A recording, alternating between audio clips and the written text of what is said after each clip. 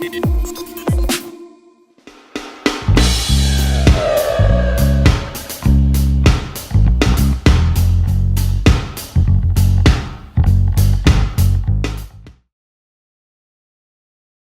agence, en fait, est une agence de consulting en gestion de crise et communication de crise. Nous intervenons essentiellement en fait, dans le domaine et le métier industriel, c'est de la gestion de crise industrielle. Donc le cœur et l'historique du métier vient des métiers à risque, donc des sites Seveso avec surveillance par exemple, et plus particulièrement historiquement du monde du pétrole en fait. Donc ce métier se répartit, j'ai envie de dire, nous on fait pour 60% de notre activité de la prévention, donc tout l'amont. Une organisation, que ce soit une industrie ou dans le secteur tertiaire, se dit il faut que je renforce ma compétence en fait en gestion de crise. Donc on va intervenir sur la mise en place d'une organisation, finalement d'une gouvernance de la crise. D'abord dans l'organigramme, dans l'organisation, dans les procédures, ensuite dans la formation des cadres dirigeants qui sont souvent plus ou moins quand même le comité de direction ou le COMEX, mais qui sont les membres permanents et puis les suppléants de la cellule de crise, donc on va les former. Et derrière, bien entendu, on va faire un exercice de simulation de la crise.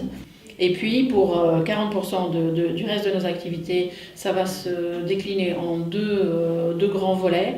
Un volet qui consiste en fait à accompagner les entreprises en prévention d'annonce d'un plan social, fermeture d'usine ou crise sociale. Et puis on gère des crises à chaud et là ça peut être du tout venant.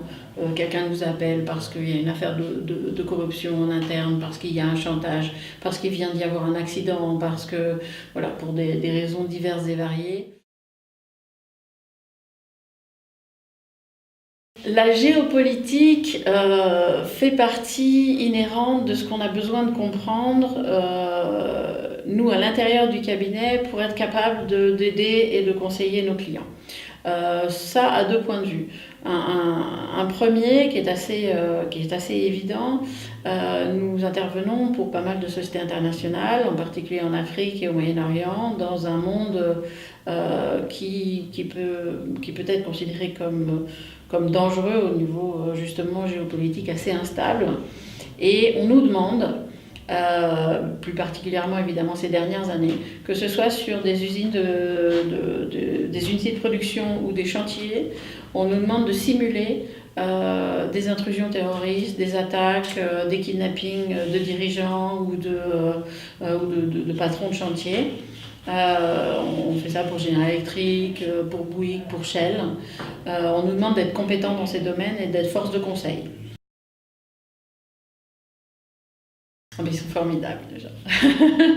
On les aime beaucoup. Je dois avouer que chez nous, il y en a en permanence au moins 2, si ce n'est plus. Et ça fait maintenant, je pense, au moins 4 ans que j'ai envie de dire, pratiquement proactivement, je ne cherche plus d'étudiants ailleurs. Je reçois des étudiants qui sont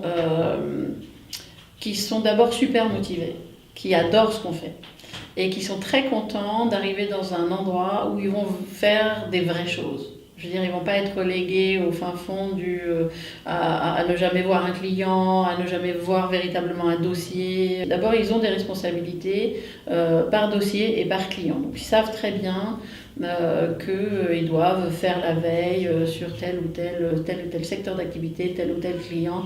Ils le connaissent en profondeur, ils savent quelles sont les problématiques. Et ça devient du coup vachement intéressant parce qu'ils sont force de proposition. Alors, en quoi ils sont compétents ? D'abord, cette formidable motivation, je trouve, qui est quand même quelque chose d'essentiel. C'est vraiment des gens sérieux. Je n'ai jamais eu de problème du genre gens qui n'arrivent pas à l'heure ou qui ne se pointent pas ou qui prennent ça en dilettante. Absolument pas. Il y a beaucoup de discipline, beaucoup de rigueur et une capacité de synthèse et d'analyse qui finalement correspond complètement à ce dont j'ai besoin.